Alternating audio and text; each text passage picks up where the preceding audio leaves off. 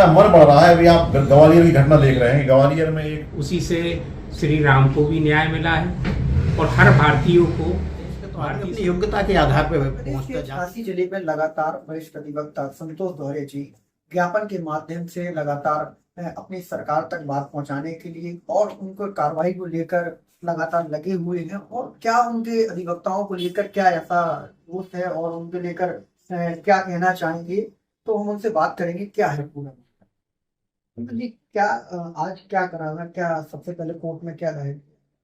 मैं संतोष कुमार दोहरे एडवोकेट, राष्ट्रीय सह संयोजक, डॉक्टर अंबेडकर राष्ट्रीय अधिवक्ता संघ भारत।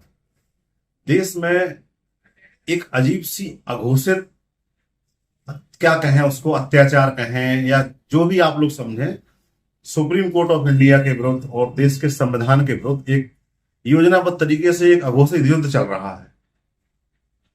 कुछ दिन पहले एक कथावाचक हैं अनिरुद्धाचार्य जी, उन्होंने कहा चीफ जस्टिस के लिए कि तुम्हें अपनी छाती फड़वाना हो तो बताओ। ऐसे ही एक यूट्यूबर हैं अजीत भारती, उन्होंने कहा कि सुप्रीम कोर्ट की जो चीफ जस्टिस की कुर्सी है वो कमोड है, जब मर्जी आया तब उस पर बैठकर रख दिया। ऐसे एक बाबा रामदास है यूट्यूबर, उनका है स्लो जिंदगी चैनल, उन्होंने चीफ जस्टिस के लिए इतनी घटिया बात कही जो मैं पूरी नहीं कह सकता हूं। वो कहते हैं चिड़िया बैठी पेड़ पर, उसने दिया मूत, सीजीआई तेरी मां की डैश डैश। ऐसे वक्तव्यों से जो सोशल मीडिया पर करोड़ों लोगों द्वारा देखे जा रहे हैं, इन सबसे प्रभावित होकर आपने देखा कि एक व्यक्ति ने, जो कहने को अधिवक्ता है राकेश किशोर, उसने 6 अक्टूबर 2025 को चीफ जस्टिस ऑफ इंडिया की कोर्ट नंबर 1 में सुनवाई के दौरान देश के इतिहास की पहली घटना कि उन्होंने माननीय चीफ जस्टिस के ऊपर जूता फेंक कर उन्हें जो है अपमानित करने के प्रयास किया। और बड़े दुर्भाग्य की बात है कि हमारे देश की सरकार, ये अन्य जितने भी सामाजिक संगठन है, चाहे वो किसी भी दल, कोई भी दल हो जो अपने आप को संविधानवादी कहते हैं, अम्बेडकरवादी कहते हैं, ये जो भी देश की संस्था में सरकार पर या देश की कानून व्यवस्था पर करते हैं, उन्होंने कोई कार्रवाई इसको लेकर नहीं की। देश के जो बुद्धिजीवी हैं, आपके मीडिया वाले हैं या जो भी लोग हैं, उन्होंने अपने अपने स्तर से कार्रवाई करने की कोशिश की। मैंने झांसी में जब देखा कि देश में कुछ नहीं कर पा रहा है, तो हमारे संगठन के राष्ट्रीय अध्यक्ष जो हैं माननीय Brajmohan Singh advocate ji, bar council of Uttar Pradesh का चुनाव भी वो इस साल लड़ रहे हैं, उन्होंने सॉलिसिटर जनरल इंडिया को 14 अक्टूबर को लेटर भेजा है कि आप जो है उस राकेश किशोर के व्यक्ति के विरुद्ध जो है कंटेंट की कार्रवाई क्यों नहीं कर रहे हैं।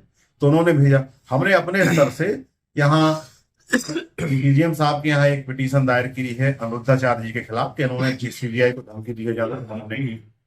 एक पिटीशन ये हमारे अरविंद कुमार जूनियर जो बैठे हैं, इन्होंने एक की है कि जो बाबा रामदास ने कहा कि सीजीआई तेरी मां की डैश डैश डैश।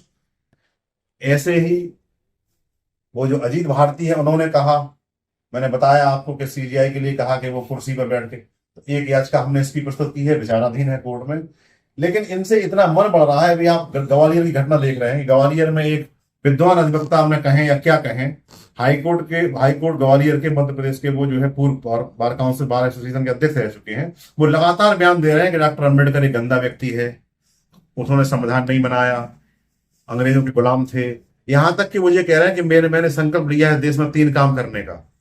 पहला, इस देश से अंबेडकर का नाम खत्म करना, दूसरा, इस देश से आरक्षण खत्म करना, तीसरा, इस देश में सनातन की वो करना।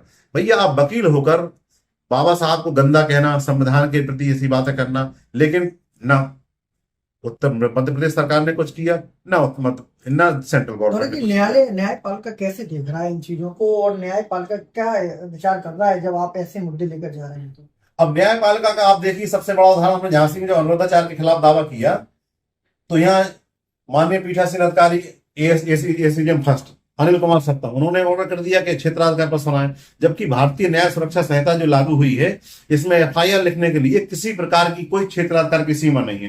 तो न्यायपालिका एक प्रकार से उदासीनता दिखा रही है अपने ही ऊपर हुए अत्याचार के खिलाफ। क्या लग रहा है, सरकार का प्रेशर? अब चाहे तो ये सरकार का प्रेशर माने या उन जुडिशियल अधिकारियों को खुद इतनी हिम्मत नहीं है कि वो अपने संस्था की रक्षा कर सके। अभी मैं नहीं, वर्तमान लगातार जो देश में मुद्दे चल रहे हैं उसमें लगातार आपका कहीं ना कहीं अतिशय जुड़ रहे लोग हैं। किस दृष्टि से आगे देख रहे हैं? देखिए, हम और हमारा संगठन कानून को मानने वाला, संविधान के हिसाब से चलने वाला बाबा साहब का अनुयायी है। हम हिंसा से विरत रहकर संवैधानिक तरीके से, भाई किसी ने संविधान के विरुद्ध कुछ कहा या चीफ जस्टिस को धमकी दी तो हमने उनके विरुद्ध जो है न्यायालय से मुकदमा लिखने के लिए अनुरोध किया है। जैसे कल 15 अक्टूबर को न्यायालय श्रीमान विशेष न्यायाधीश SC/ST एक्ट में हमने कल 3 कंप्लेंट फाइल की हैं। एक हमारे ये वादी बैठे हुए हैं सत्येंद्र कुमार, इन्होंने FIR लिखाने के लिए किया है जिसपे चीफ जस्टिस पे जूता फेंका गया है। वो मुकदमा कोर्ट ने सुनने के लिए स्वीकार कर लिया है और उसमें 1/11 तारीख लगाई है। मैंने भी कल किया है अनिल मिश्रा जी के ऊपर, जो दिन प्रतिदिन लोगों को भड़का रहे हैं। अभी आपने देखा ग्वालियर में उन्होंने, वो एडिशनल SP है मैडम हिना खान, उनके साथ कितनी अभद्रता करी। यहाँ तक कि वो 163 धारा मध्य प्रदेश में लगी हुई है ग्वालियर में, उसका वायलेशन करते हुए वो रोड पर बैठकर अपना जन्मदिन मना के कोई पाठ कराना चाहते थे। उन मैडम ने मना किया कि अब 163 लगी है, आप इस समय ऐसा नहीं कर सकते हैं। लेकिन वकील साहब अपनी अभद्रता पर ऐसे अड़े रहे कि वो भगवान राम का नाम इस तरह प्रदर्शन कर रहे हैं जैसे भगवान राम ने उन्हें लाइसेंस दे दिया हो गुंडागर्दी करने का। उन्होंने जब मैडम के सवालों का जवाब नहीं दे पाया तो उन्होंने 3 बार हाथ उठाकर जय श्री राम जय श्री राम। लेकिन वो इतनी विद्वान हमारी बहन हिना खान है कि उन्होंने, भले वो मुस्लिम धर्म की है, सोचा होगा कि वो मैडम जो है कुछ नहीं बोलेंगी या कुछ उल्टा बोलेंगी, लेकिन उन्होंने भी अपनी दिलेरी का परिचय देते हुए बराबर 4 बार कहा जय श्री राम जय श्री राम। और ये कहा कि अगर भगवान का नाम लेने से शांति व्यवस्था बहाल होती है तो मैं श्री राम का नाम लेने में कुछ नहीं है। तो भगवान श्री राम ने किसी को ये थोड़ी कहा है कि आप कानून हाथ में लेकर देश की शांति व्यवस्था खराब करें, देश का सौहार्द बिगाड़ें। इस तरह की ये घटनाएं प्रदेश में हो रही हैं। और सबसे बड़ी बात है कि सेंट्रल गवर्नमेंट, यहां तक कि हमारे गृह मंत्री साहब, जिनकी ये ड्यूटी है कि वे ऐसे अपराधों को, जो लोगों की भावना को भड़काएं, वो किसी के धर्म की हो, उनके खिलाफ सो मोटो कॉग्निजेंस ले, मुकदमे लिखवाएं, बंद कराएं, ताकि जो न्यायपालिका में लगातार अधिवक्ताओं से आम जन को भी एक बड़ी वो जिम्मेदारी होती है कि अधिवक्ता ही उनका न्याय दिलाएंगे। क्या लगता है न्यायपालिका में अधिवक्ता ही कहीं ना कहीं कुछ पीछे हो रहे हैं? कुछ अधिवक्ताओं की ये सोच है कि हम श्री राम का नाम लेकर किसी भी प्रकार की अराजकता फैला सकते हैं। तो ये देश भारतीय संविधान से चलता है, भारतीय संविधान सबसे ऊपर है, उसी से श्री राम को भी न्याय मिला है और हर भारतीयों को भारतीय संविधान से ही न्याय मिलेगा। धर्म को कहीं ना कहीं लोग देख रहे हैं, धर्म के पीछे कुछ कह रहे हैं, तो उसमें क्या लगता है धार्मिक इस चीजों को लेकर क्या सोचते हैं? ये क्या है, पूरा माहौल खराब करना चाहते हैं देश में धर्म को आगे करके, क्योंकि ऐसा कुछ नहीं है। संविधान बना, संविधान से देश चल रहा, पूरी व्यवस्थाएं सब संविधान से चल रही। और उस दिन की घटना मैंने देखी जैसे ही, तो मैं तो बहुत मतलब होश में ही नहीं रहा। फिर मैं उस घटना को देख के ही सीधा अपने सीनियर अधिवक्ता के पास मैंने भाई साहब को पूरी एक एक बात बताई और मैंने कहा भाई साहब इसमें आप मुकदमा लिखवाइए और इसमें मैं वादी बनना चाहता हूँ। तो बाकी की किस दृष्टि से देखते हैं जाति विशेष जैसी जो चर्चाएं होती हैं उनको लेकर क्या सोचते हैं आप? वो तो एक जाति विशेष का CGI बैठा है तो किसी को ये हजम नहीं हो रहा है। और फिर संवैधानिक देश पे तो आदमी अपनी योग्यता के आधार पे पहुंचता है, जाति के आधार पे थोड़ी पहुंचता। क्या लग रहा है झांसी में आप लोग बात रख रहे हैं प्रशासन में, न्यायालय में कितना सपोर्टेड झांसी प्रशासन या फिर न्याय प्रशासन आपको दे रहा है? अब इतनी बड़ी घटना है, भारत के सर्वोच्च न्यायालय के मुख्य न्यायाधीश पर जब ऐसी हरकत होती है और जो निम्न स्तर के अधिकारी हैं वो अपनी आंखें मूंदे हुए हैं, तो आप समझ लें कि क्या किस दिशा में जा रहे हैं। बड़े जी क्या होगा, क्या लगता है आगे आपके क्या प्रयास होंगे और मीडिया से माध्यम से क्या संदेश? मीडिया के माध्यम से हम यही कहना चाहते हैं कि जैसे जो सॉलिसिटर जनरल साहब, उनका तो धर्म बनता है, कर्तव्य बनता है उनका कि जैसे ये कांड हुआ था वो तत्काल जो है उसे नोटिस देते, कंटेम्प्ट का कार्रवाई करते। माननीय गृह मंत्री जी का हिदायत था कि वो आज हिम्मत बढ़ रही है, अगर वो बाबा ये ना कहता, वो व्यक्ति गाली ना देता तो क्या इस आदमी की हिम्मत बढ़ती?